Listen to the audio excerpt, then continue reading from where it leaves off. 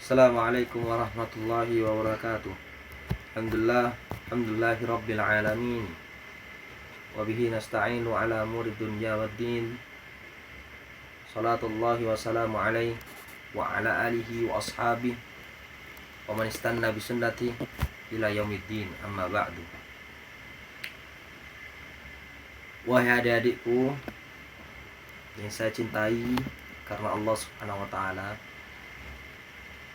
kita bertemu kembali di hari ini, yaitu hari Senin. Bertemu dengan apa? Belajar bersama, mempelajari pendidikan agama Islam yang insyaallah Ustadz ajarkan untuk kalian. Dan insyaallah kita memasuki pelajaran pertama yang berkaitan tentang iman. Tapi tidak semua pengertian iman Ustadz jelasin. Maksudnya tidak semua yang iman kepada Allah, Rasul semua Ustadz jelasin, tidak. Cuman Ustadz menjelaskan satu iman, yaitu iman terakhir, iman yang keenam. Apa? Iman kepada qada dan qadar. Taib. Rasulullah SAW bersabda ketika beliau ditanya oleh malaikat Jibril alaihissalam tentang apa? Dasar ajaran Islam. Antu'mina billahi wa malaikati wa kutubihi wa rusulihi wal yaumil akhir wa tu'mina bil qadri khairihi wa syarrih. Iman itu ialah engkau beriman kepada Allah, kepada malaikat, kepada kitab-kitab Allah, kepada utusan-utusan Allah atau kepada Rasulnya, kepada hari akhir, dan yang keenam kepada qada dan qadar. Nah ini insyaallah Ustadz akan menjelaskan, yaitu iman keenam, iman kepada qada dan qadar. Kemudian untuk pengertian iman qada dan qadar, yaitu yang pertama, ini perlu kalian catat ya, penting untuk dicatat. Insyaallah ini bakal keluar di ujian nanti. Yang pertama, iman kepada qada. Qada dulu.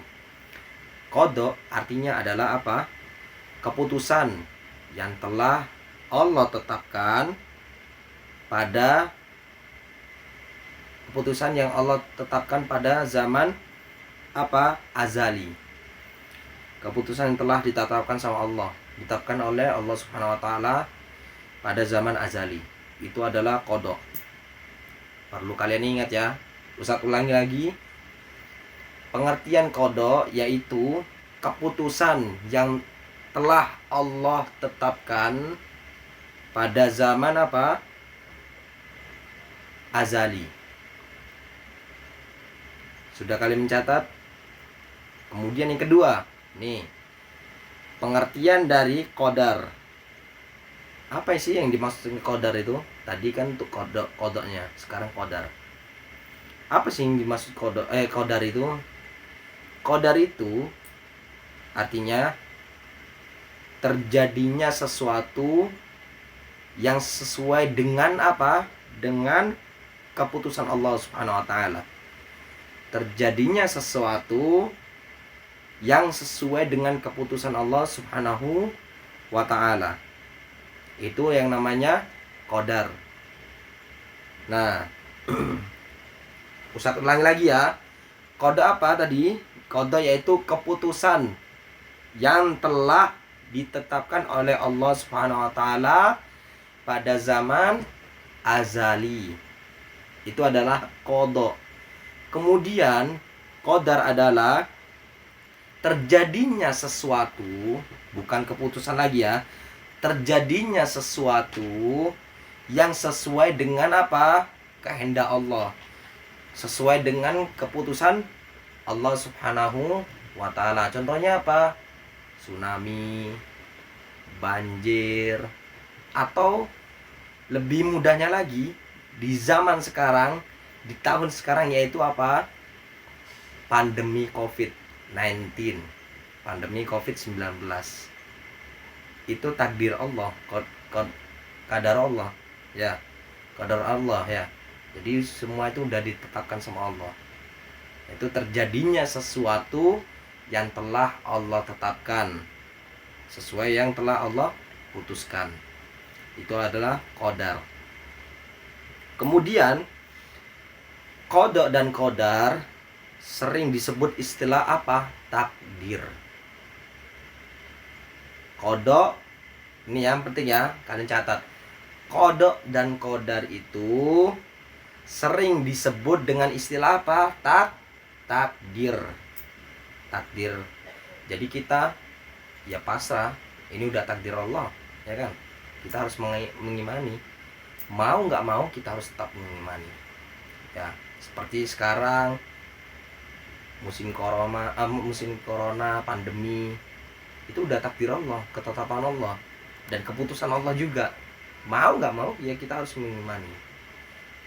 Thayyib. Dan takdir tersebut bisa diartikan dengan apa? Takdir tersebut bisa diartikan yaitu dengan ketetapan Allah. Tadi Ustadz udah jelasin untuk kalian. Kemudian, apa sih yang dimaksud dengan iman kepada qada dan qadar? Apa yang dimaksud? Ini perlu kalian catat lagi ya.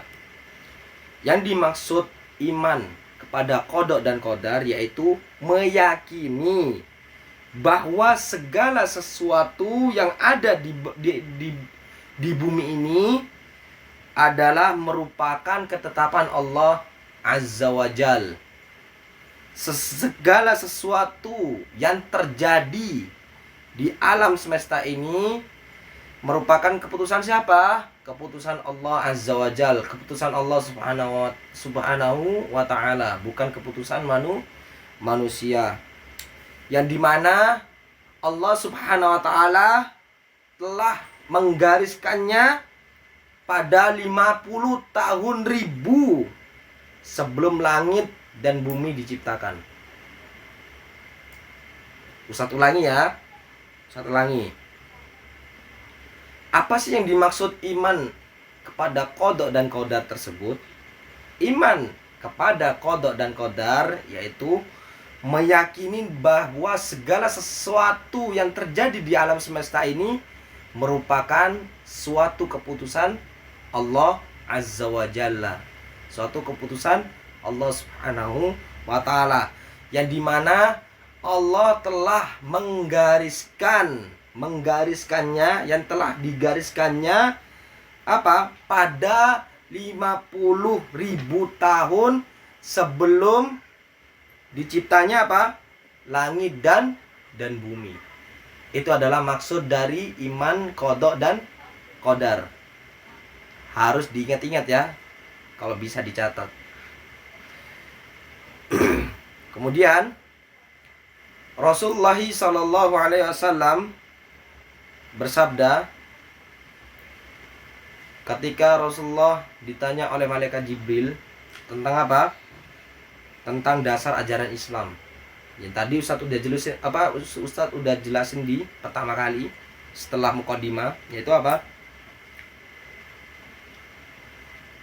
Antu minabillahi, ya. Yang pertama, antu minabillahi, mengimani Allah, beriman kepada Allah maksudnya, wa malaikatihi, kepada malaikat Allah, wa kutubihi, kitab-kitab Allah, wa rusulihi, kepada Rasulullah atau kepada utusan-utusan Allah, wal yaumil akhir, yaitu kepada hari akhir. Dan yang keenam apa? Ini yang kita bahas, yaitu wa tu'mina bil qadari khairihi wa syarri, yaitu beriman kepada qada dan qadar, yang baik maupun buruk. Paham dari sini anak-anak? Ini adalah hadis sahih yang diriwayatkan Muslim. Kemudian tadi Ustadz sudah menjelaskan itu pengertian qada dan qadar. Kemudian kita masuk yang kedua, cara beriman kepada takdir Allah. Tadi udah jelasin kan takdir itu apa ya. Takdir itu merupakan suatu keputusan Allah, udah ditetapkan sama Allah. Jadi kita harus beriman kepada takdir tersebut. Gimana caranya? Cara beriman kepada takdir Allah yaitu ada 4 poin yang harus kalian perhatikan. 4 poin tersebut ini perlu kalian catat ya. Cara beriman kepada takdir Allah yaitu yang pertama, Allah Maha mengetahui atas apa yang kalian perbuat, segala sesuatu apa yang kalian telah perbuat. Maksudnya apa? Kita harus meyakini bahwa Allah Subhanahu wa ta'ala mengetahui segala apapun yang ada di muka bumi ini. Bahkan segala apapun yang kalian lakukan di muka bumi ini, Allah sudah mengetahui. Allah Subhanahu wa ta'ala berfirman, itu apa? Wa indahu mafatihul ghaibi la ya'lamuha illahu wa ya'lamu ma fil barri wal bahr wa ma tasqutu min waraqatin illa ya'lamuha wala habbatin fi dhulumatil ardi wala radbin wala ratbin wala yabisin illa fi kitabim mubin. Di surat Al-An'am ayat 59. Apa artinya? Dan kunci-kunci semua yang gaib padanya. Gaib ini maksudnya tidak diketahui oleh siapapun ya. Bahkan oleh manusia pun tidak diketahui. Dan kunci-kunci semua yang gaib ada padanya. Tidak ada yang mengetahui kecuali siapa? Kecuali Allah Subhanahu wa ta'ala. Kecuali Allah Subhanahu wa ta'ala. Dia yang mengetahui yang ada di darat dan di laut. Tidak sehelai daun pun yang gugur yang tidak diketahuinya, dan tidak sebutir biji pun dalam kegelapan bumi, dan tidak pula sesuatu yang basah atau kering yang tidak tertulis dalam kitab yang nyata, yaitu kitab Al-Quran. Kitab Al-Quran yaitu di Lauhil Mahfuz. Bukan kitab Al-Quran ya, itu dalam kitab nyata itu dimaksudkan adalah Lauhil Mahfuz. Di surat Al-An'am ayat 59. Itu yang apa? Cara beriman kepada takdir Allah yang pertama, yaitu Allah Maha mengetahui atas segala sesuatu. Itu yang perlu kalian ingat ya. Yang pertama. Yang kedua apa Ustadz? Yang kedua, takdir telah dituliskan di dalam Lauhil Mahfuz. Jadi takdir kalian semenjak kalian sebelum lahir di muka bumi sudah dituliskan sama Allah di Lauhil Mahfuz. Yaitu yang kedua apa? Takdir telah dituliskan di Lauhil Mahfuz. Apa maksudnya? Yaitu kita harus meyakini bahwa Allah Subhanahu wa ta'ala telah menuliskan kodok dan kodar seseorang. Semua makhluk yang ada di muka bumi ini telah menuliskan kodok dan kodar semua makhluk yang ada di muka ini. Entah kalian, entah Ustadz, sudah dituliskan oleh Allah Subhanahu wa ta'ala dari yang pertama, dari yang awal. Yang awal yaitu awal diciptakan makhluk, yaitu siapa? Nabi Adam hingga akhir nanti, itu semua sudah dituliskan. Rasulullah sallallahu alaihi wasallam bersabda, "Inna awwalu ma khalaqallahu al-qalam faqala lahu uktub." Qala, "Rabbi, wa madza aktub?" Qala, "Uktub maqadira kulla syai'in hatta taqumus sa'ah." Apa artinya? Sesungguhnya makhluk yang pertama Allah ciptakan di dalam bumi ini, yaitu apa? Adalah kolam. Makhluk yang pertama kali diciptakan oleh Allah yaitu al-qalam. Apa sih kolam itu? Kolam itu pena. Pasti semua orang pasti mempunyai pena kan? Itu pertama kali Allah ciptakan. Maka Allah berfirman kepadanya. Kepada siapa? Kepada kolam tersebut. Uktub, tulislah. Allah menyuruh kepada kolam, yaitu kepada pulpen, kepada pena itu apa? Uktub, tulislah. Kemudian kolam menjawab. Apa? Pena itu menjawab, Rabbi, ma aktub, wa ma ada aktub. Apa yang harus aku tulis, wahai Robku? Apa yang harus aku tulis, wahai Allah? Allah berfirman, Allah menjawab, tulislah semua takdir segala sesuatu hingga saat kiamat tiba. Jadi pertama kali Allah menciptakan apa? Kolam, yaitu pena. Hadis sahih diriwayatkan Abu Dawud. Itu adalah poin yang kedua. Yang pertama tadi Allah Maha mengetahui atas segala sesuatu. Yang kedua yaitu takdir Allah telah dituliskan di Lauhil Mahfuz. Kemudian yang ketiga apa? Yang ketiga, segala sesuatu terjadi atas kehendak Allah. Segala sesuatu terjadi atas kehendak Allah, bukan terjadi atas kehendak manusia. Ya, segala sesuatu terjadi kehendak siapa? Allah. Apa yang dimaksudkan?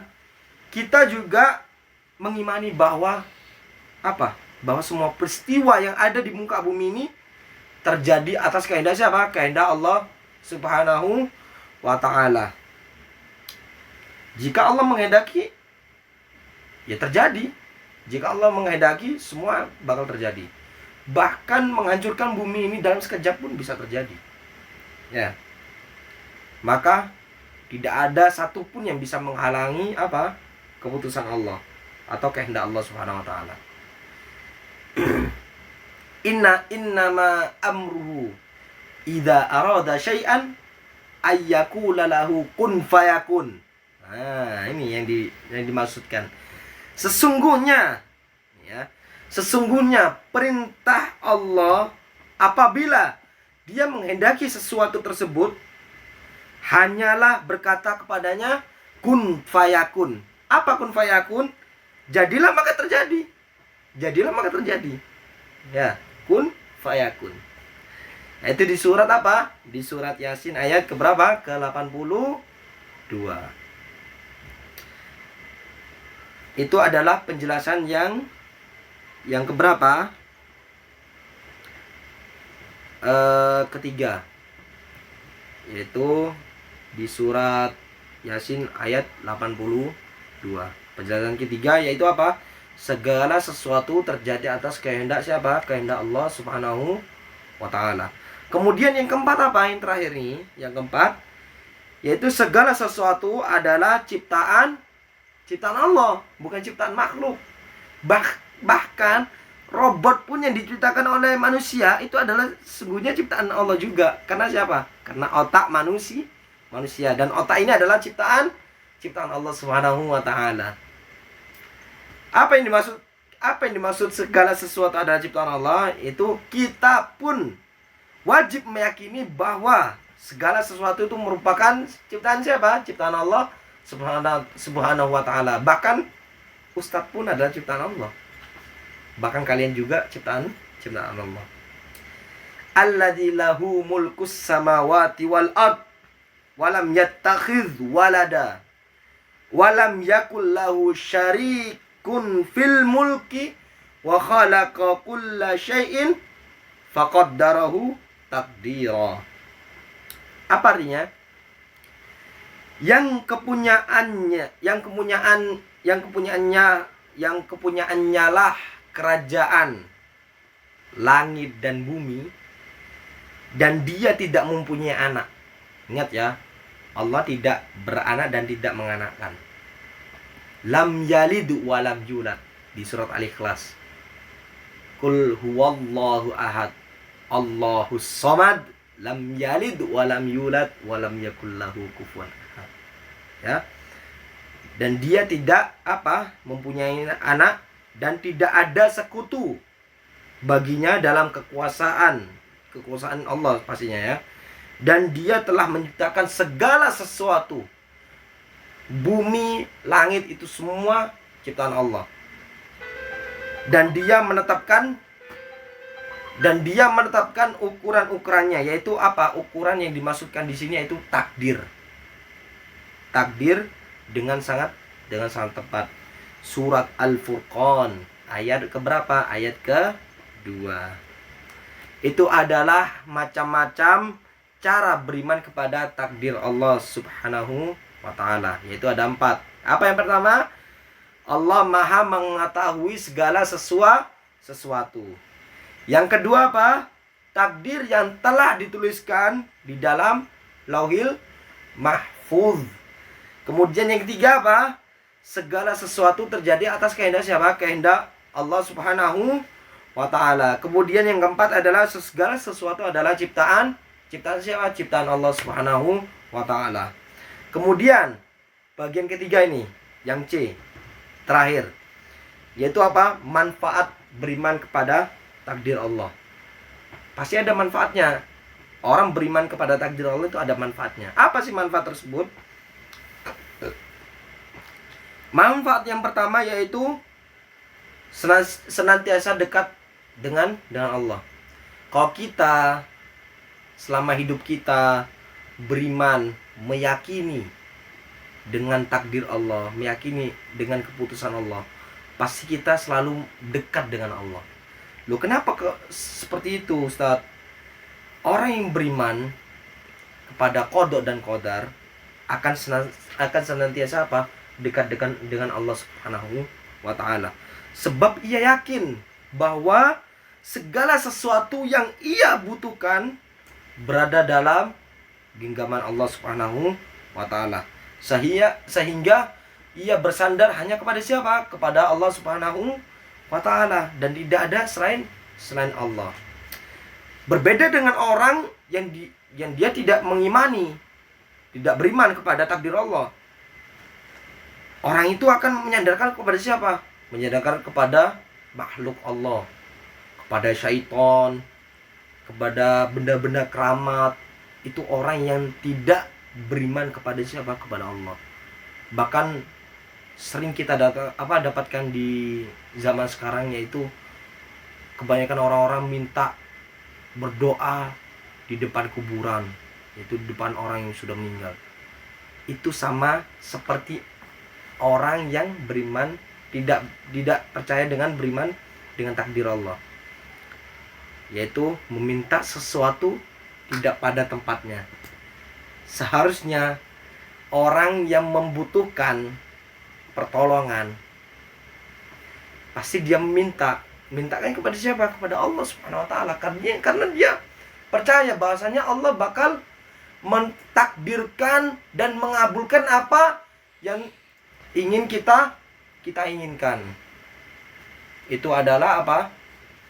Adalah manfaat beriman kepada takdir Allah. Yang pertama tadi apa? Senantiasa dekat dengan Allah Subhanahu wa ta'ala.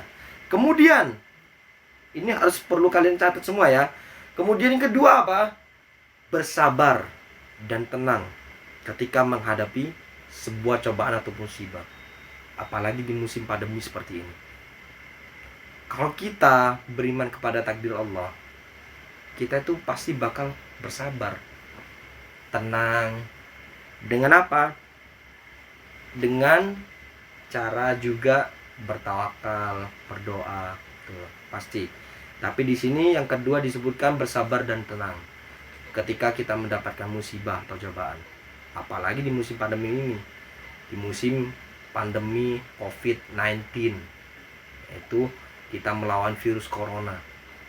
Kita harus bersabar dan tenang. Tidak perlu kita itu harus takut. Tidak perlu kita itu harus cemas. Dan tidak perlu kita itu harus kita dengan bawa emosi. Tidak. Semua itu takdir Allah. Semua itu atas kehendak Allah. Kun fayakun. Apa kata Allah tadi? Kun fayakun. Innama amruhu idza arada syai'an ayyakula lahu kun fayakun. Itu harus kalian ingat ya. Jadi bersabar dan tenang ketika menghadapi musibah. Insya Allah di balik itu semua ada hikmahnya. Kemudian yang ketiga yang perlu kalian ketahui dan perlu kalian catat, yaitu terhindar dari sifat ujub dan sombong. Kebanyakan orang-orang di muka bumi ini, orang-orang yang sudah sukses, orang-orang yang pinter, masya Allah segala macem, orang-orang yang hafid, kebanyakan dia itu sombong. Dan orang sombong dan orang yang ujub tuh, kalian tahu maksudnya ujub apa? Ujub itu membanggakan diri sendiri. Contoh kayak contohnya Ustadz ya.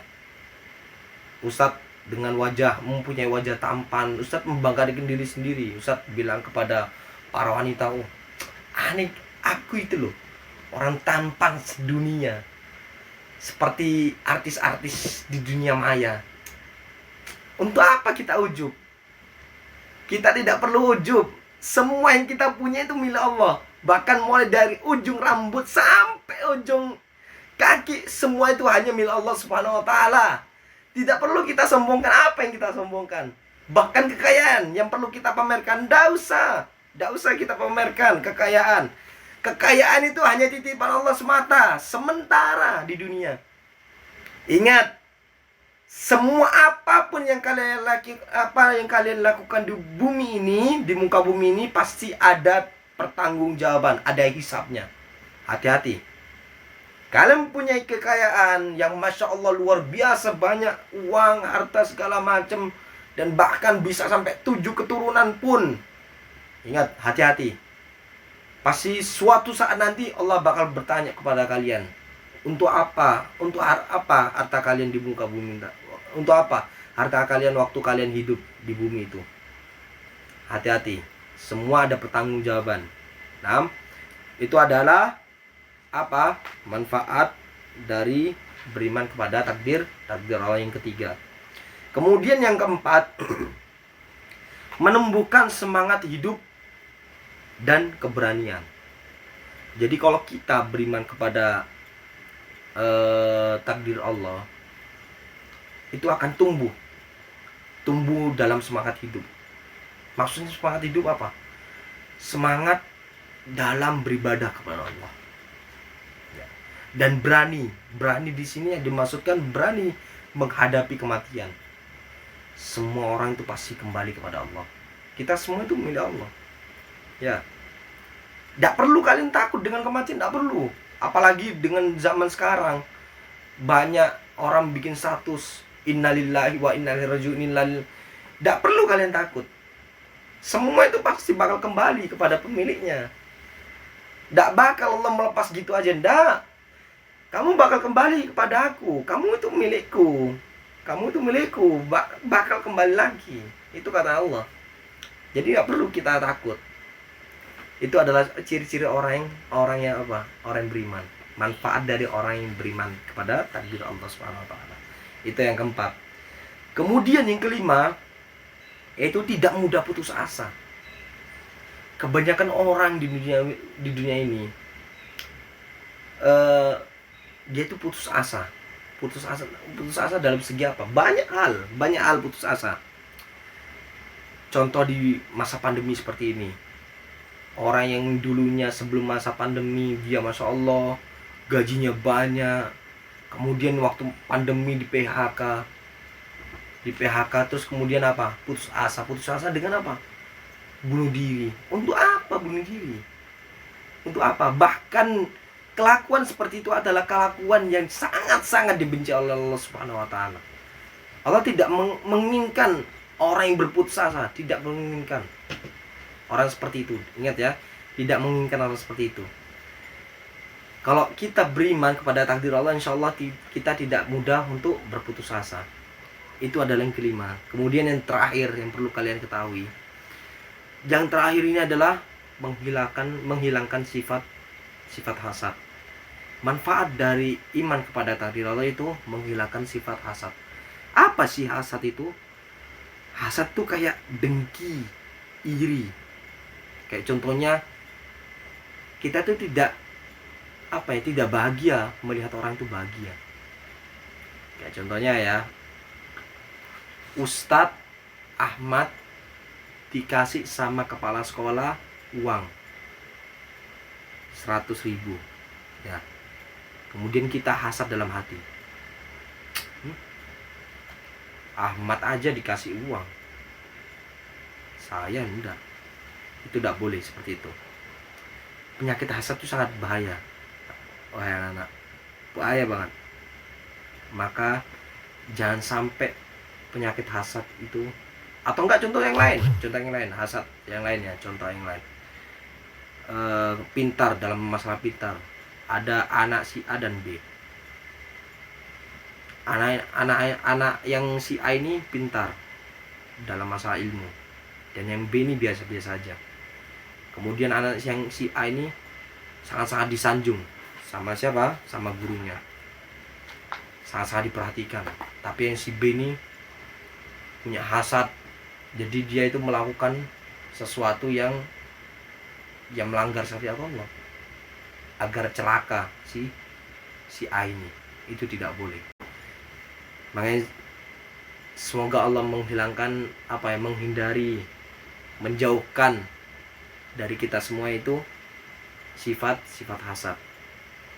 Itu saja anak-anak, itu saja adik-adik yang saya cintai karena Allah. Apabila ada kesalahan kata dari Ustadz, ya otomatis kesalahan tersebut datangnya dari syaitan, dan kebenaran datangnya dari Allah Subhanahu wa taala. Dan Ustadz minta maaf sebesar-besarnya. Hada wa sallallahu ala nabiyyina Muhammadin wa ala alihi wa ashabihi wa sallama tasliman katsira. Tsumma assalamu alaikum warahmatullahi wabarakatuh.